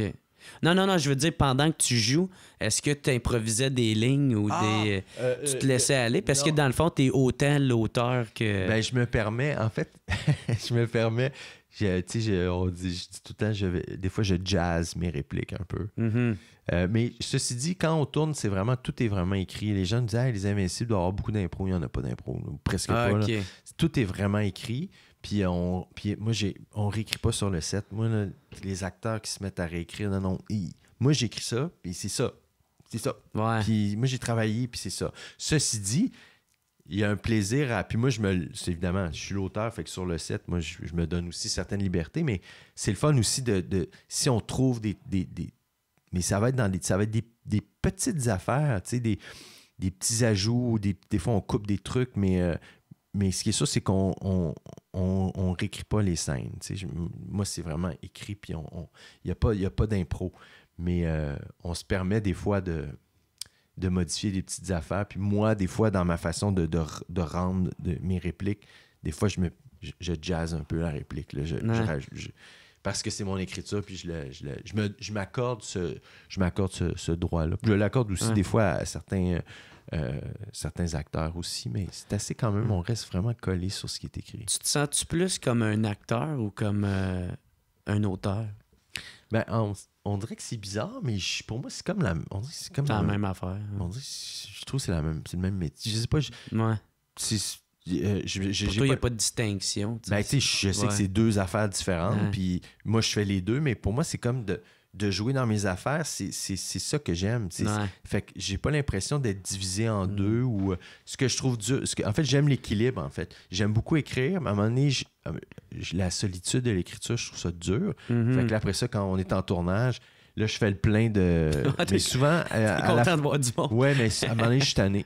À un moment donné, je suis tanné de tout être avec du monde. Ouais. Je deviens comme fou, puis... tu fais le plein de... Ouais, là, j'ai hâte d'être tout seul dans mon bureau. Fait que j'aime bien j'aime bien... Balance tout le temps, ça. Mais ce que j'aime beaucoup, je suis content d'écrire puis de faire mes affaires. C'est quand même un métier, être acteur, c'est tough parce que c'est un privilège. Mais tu dépends du désir des autres aussi, tu sais. Moi, je suis un peu protégé de ça parce que je crée mes affaires, puis je me sens plus en contrôle, en fait. Puis les projets que je fais aussi, tu sais, sur Série Noire, puis sur le show que je fais en ce moment, je suis producteur associé. Fait que je travaille avec Joanne Fogg, ma productrice, mais je suis très impliqué dans tous les aspects de la prod. Puis avec Jean-François, tu sais, je m'en vais en montage, je vais en mix de son, je suis impliqué dans le casting. J'ai un certain contrôle sur tous les aspects de la production. Puis j'aime vraiment ça. Je voudrais pas travailler maintenant que je connais ça. Puis que j'aime beaucoup ça. Le rôle de Marc Arcan, il a été vraiment populaire. Il est venu, Marc Beaupré. Oui. J'étais super content parce que moi, je l'avais connu quand il faisait Kevin là, dans Deux Frères. Dans Deux Frères, justement, tu sais. Le style bum. Puis, est-ce que vous attendiez à ce que ce personnage-là devienne populaire? À la lecture, on s'en faisait beaucoup parler. On savait que c'était comme un peu notre méchant, mais en même temps un méchant qu'on aime. Une espèce de fou, mais qu'on aime. Comme un peu le personnage de Lynn dans Les Invincibles. À la lecture, mais il s'est passé, et pour Lynn et pour Marc Arcan, à un moment donné, c'est comme quand Marc Beaupré est arrivé en audition. Moi, je me souviens, en plus, c'est notre directrice de casting qui avait proposé Marc. Puis on disait, on n'était pas sûr. On disait, il me semble que c'est trop évident. Parce qu'il correspondait vraiment à la description qu'on faisait dans le scénario. Mais des fois, avec le recul, on se dit, on n'est pas obligé de se limiter à ce qu'on a écrit comme description. Mais il est arrivé en audition, puis c'est moi qui donnais la réplique. Puis, tu sais, après 4 secondes, je savais que c'était lui. C'était comme, il l'avait... C'était lui. C'était sûr que c'était lui. Tu le voyais. Là. On le voyait. Puis sur le set, tout le long, c'était... Puis c'est ça, je lui ai dit ça à Marc. Tu sais, c'est rare... moi, tu sais, j'écris, puis je suis sur le set. Fait que je vois les acteurs travailler. Puis des fois, je trouve qu'ils sont dessus. Puis des fois, je le vois aussi quand c'est pas ce que j'avais imaginé. Puis Marc, il était comme... à chaque fois, je trouvais qu'il était comme en avance sur moi. Pourtant, c'est moi qui ai écrit le rôle avec Jean-François. Puis j'ai l'impression qu'il en savait plus sur le personnage que moi. Fait que ça arrive pas souvent. Parce qu'il l'incarnait. Complètement, tu sais. Fait que... Puis c'est beaucoup investi, puis... tu sais, c'est une rencontre avec un personnage qui Catherine Trudeau avec Lynn, c'était ça aussi dans Les Invincibles. Tu sais, c'était vraiment... Tu sais, c'est comme un fit là, parfait, là. Mais ceci dit, je pense que le personnage sur papier était aussi très payant, mais Marc, il l'a amené Mike plus avait loin. déjà dit que vous pensiez à lui aussi à un moment donné. Oui, Vous l'avez écrit en pensant à lui? Non, ou, on l'a écrit en pensant... en fait, c'est drôle parce qu'au début, on pensait à Robin Aubert parce que Robin avait joué dans Les Invincibles. Je sais pas si tu te souviens, mais je sais pas si tu l'as vu, mais il faisait comme les mauvais Invincibles. Puis Robin, moi, j'avais adoré ça, tourner avec lui. C'est un acteur incroyable, puis très drôle. Puis là, quand ce personnage-là est apparu, je sais pas pourquoi, on se l'est même pas dit, puis on se l'est dit, hey, moi, je pense à Robin, oui. Mais on savait très bien que ça pouvait pas être Robin parce que c'est un personnage qui est un petit peu dans les mêmes eaux que le personnage que Robin avait joué dans les années. On dit, ça marche pas, là, ça prend quelqu'un d'autre. Fait que... puis à un moment donné, je pense que c'est Jean-François qui a dit « Hey, Mike Ward ». Puis on aime ça des fois, tu sais, c'est comme aller comme... puis on y pensait, puis c'était... Mais je pense que même on y avait demandé de venir à l'audition, puis je pense qu'il avait dit non, on dirait que ça ne tente pas. Il était pas game, ou c'est bien correct, c'était parfait. Là. Moi, il disait qu'aujourd'hui, il était assez content d'avoir refusé. Mais il aurait peut-être été très bon aussi. Là. Non, lui, il sait qu'il aurait scrappé le rôle. Puis souvent, ça aurait scrappé votre série. Mais on aime ça des fois, puis Jean-François a un bon instinct pour le casting. Des fois, penser un petit peu... à côté, tu sais, pas aller dans l'évidence, pas aller chercher l'acteur en demande qui pourrait faire une très bonne job aussi, mais juste d'être plus original dans nos choix. Mais ceci dit, on est content que ce soit Marc qui a fait le rôle. Comment que t'expliques le fait que on s'attache à des personnages méchants ou tu sais comme Lynn la Poffine puis Marc Arcan? Ben moi en fait vraiment là, tous les personnages que j'écris, il faut pour écrire on dirait que pour écrire un personnage il faut que je sois capable de me mettre dedans. Tu sais, puis des fois les gens pensent que parce que j'incarne un personnage en particulier comme acteur, que je suis plus ce personnage-là que tu sais, c'est quétaine, mais je suis tous les personnages. Puis pour écrire un personnage, il faut que tu aies sinon c'est des robots. Il faut que tu puisses entrer dedans puis mettre une partie de ton humanité. Puis j'essaie de mettre l'humanité dans tous les personnages. Puis Marc Arcan, c'est ça.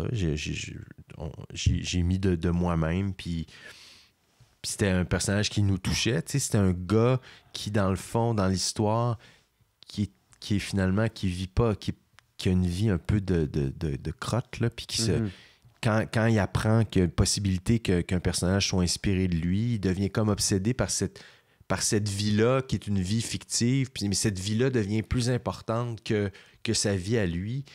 Puis ça...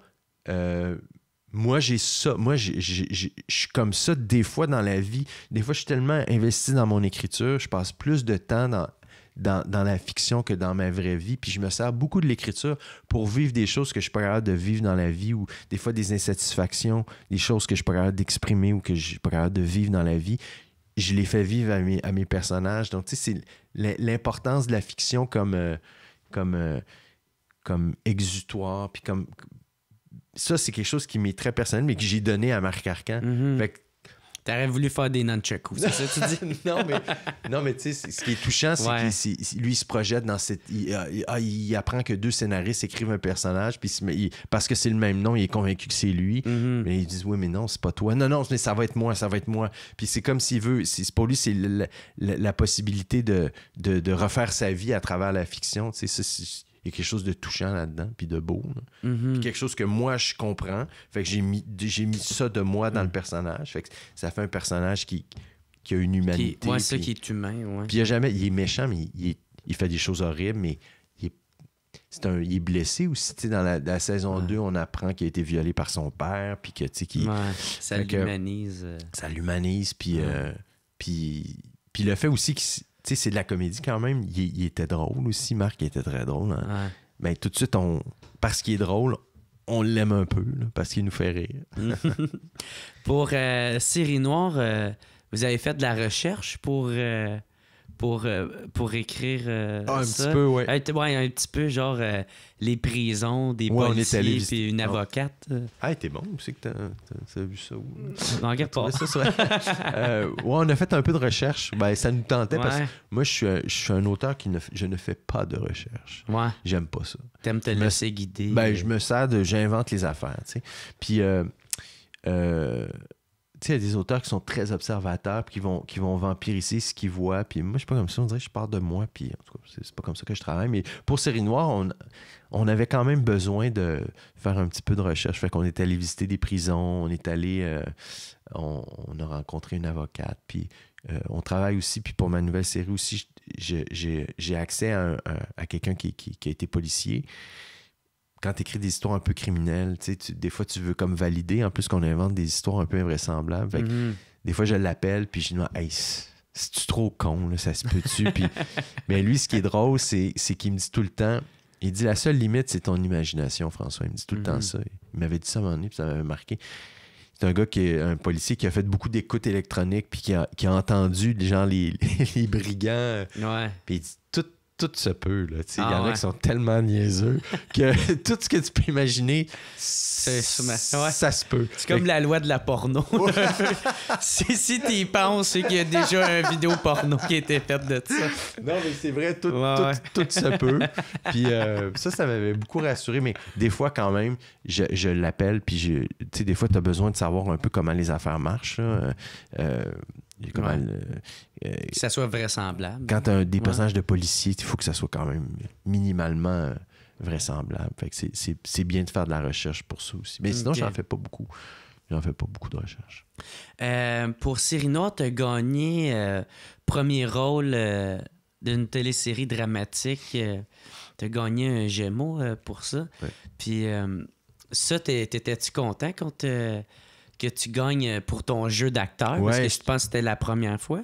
Oui, j'ai été en nomination pour Les Invincibles, mais ouais, j'étais vraiment content, très, très touché. Ouais. Très, très touché parce que quand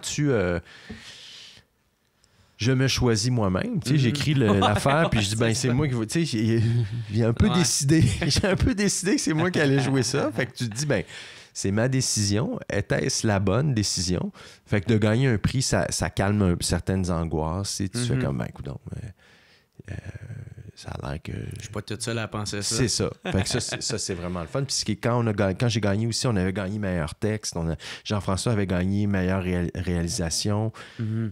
C'était vraiment pour nous... Alors que quand je disais, tu sais, qu'à un moment donné, on se faisait beaucoup rentrer dedans dans la presse. Critiquer, ouais.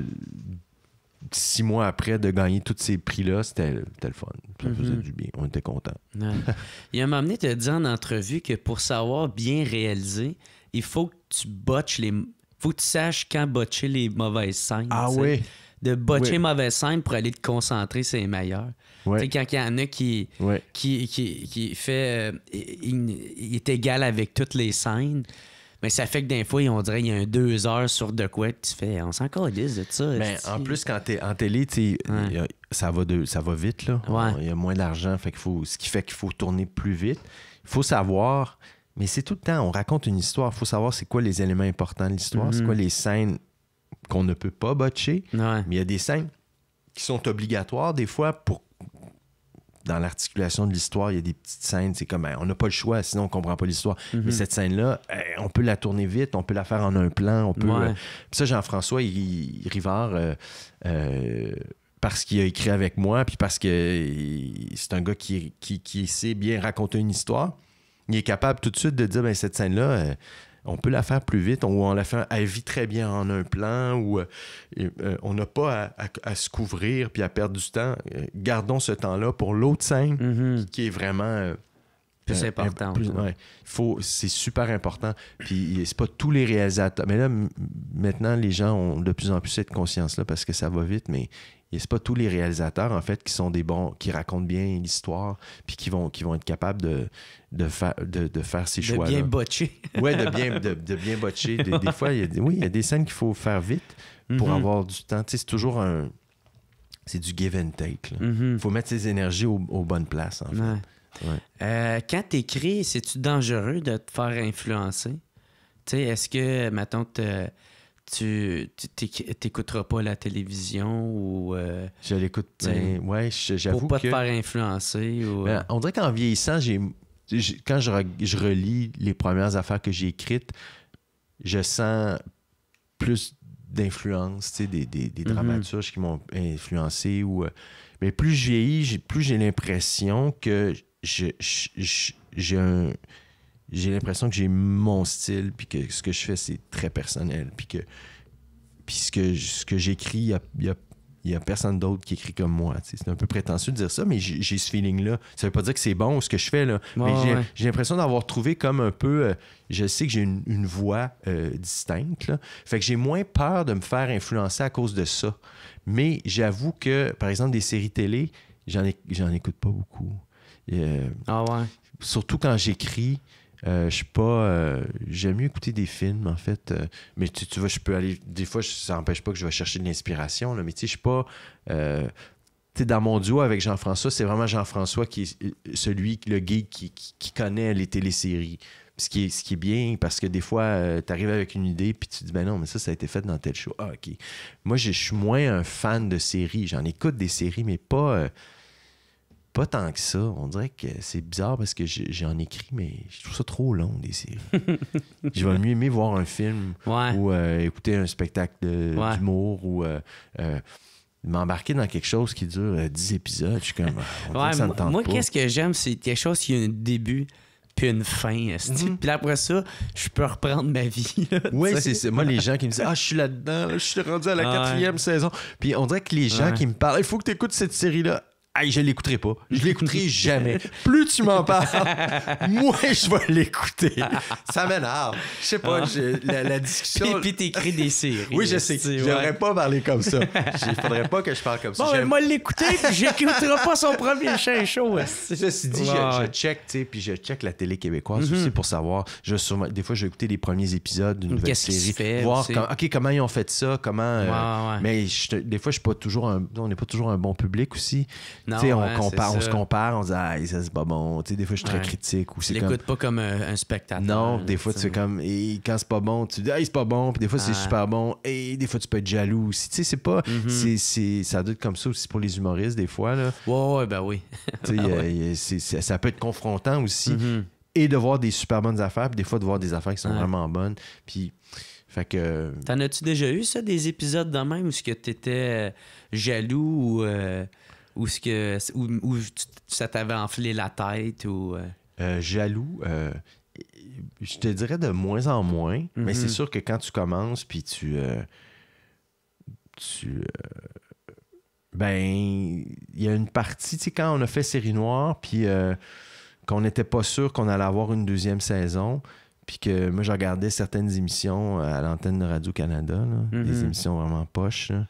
Puis je me disais, pourquoi nous autres, là, on est encore en attente? T'sais, on a fait un show qui était bon. Là. Et c'était bon. Là. Puis qui est original. Puis gagner des prix. Puis tu regardes des quétaineries à la télé, tu dis, hey, ça, c'est financé. Puis là, j'étais un petit peu jaloux. Ça te met en crise. Mais après ça, finalement, on a fait notre deuxième saison. J'étais plus jaloux. T'étais correct. C'est correct aussi que chacun a son... Mais en même temps, c'est ça un peu un artiste, c'est qu'on est tellement proche de nos émotions, puis dans nos projets, puis c'est nos petits bébés on veut les défendre coûte que coûte, là, tu sais. Ben, en même temps, c'est tellement important. Il faut tellement se défendre. Puis en plus... comme scénariste aussi à la télé ou au cinéma, quand tu écris un truc, il va y avoir 1000 personnes là, qui vont dire oui, mais ça, oui, mais ça, oui, mais ça, oui, mais ça. Puis il y a le réflexe de beaucoup de scénaristes, il faut être à l'écoute, mais il faut aussi défendre ce qu'on a écrit. Puis dire, ben c'est moi qui l'ai écrit. Moi, je l'ai imaginé comme ça. T'sais?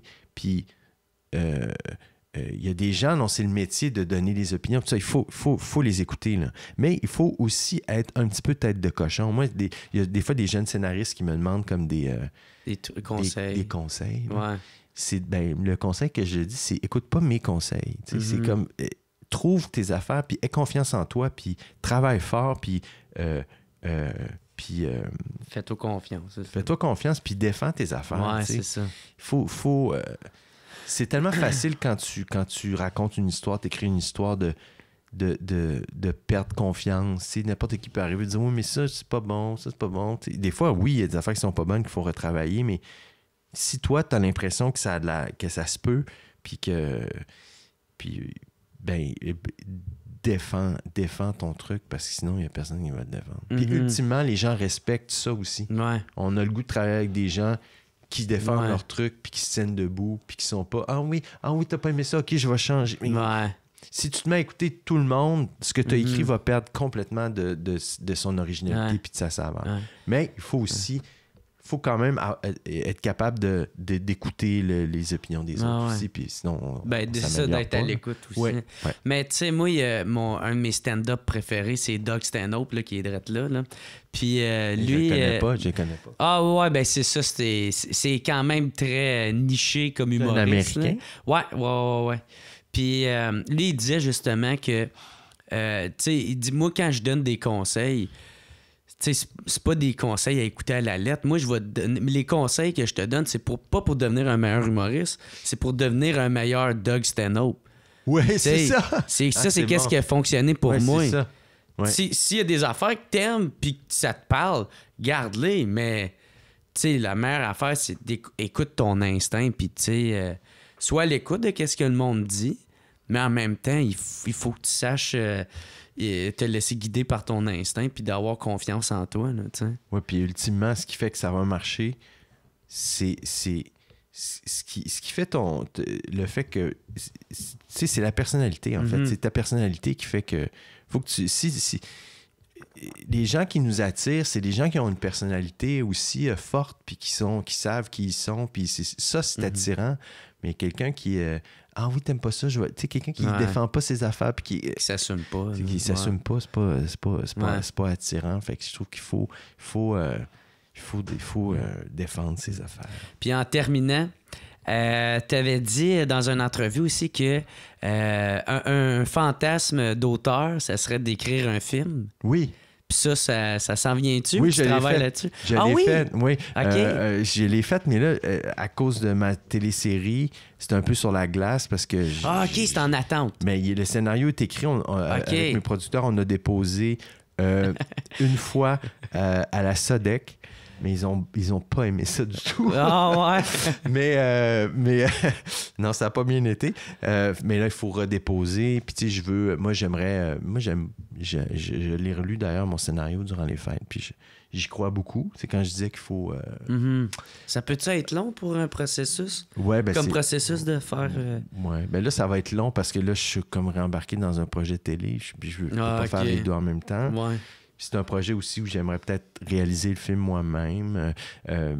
Donc, OK. Fait que là, ça serait une première. Oui. Je jouerais pas dedans, puis je le réaliserais.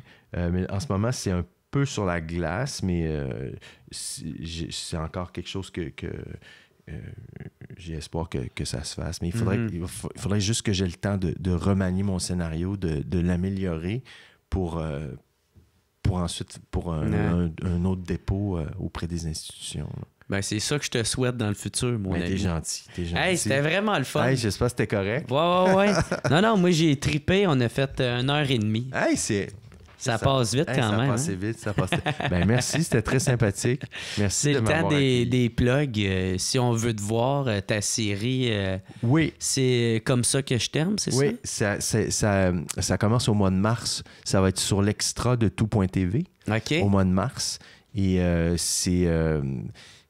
c'est une série, en tout cas, je pense que c'est drôle. C'est avec Patrice Robitaille, Marilyn Castonguay, Karine Gontier-Heinemann, Sophie Desmarais, Rémi-Pierre Paquin. Je joue là-dedans aussi. René Richard-Cyr. Une distribution vraiment étonnante. C'est réalisé par Jean-François Rivard.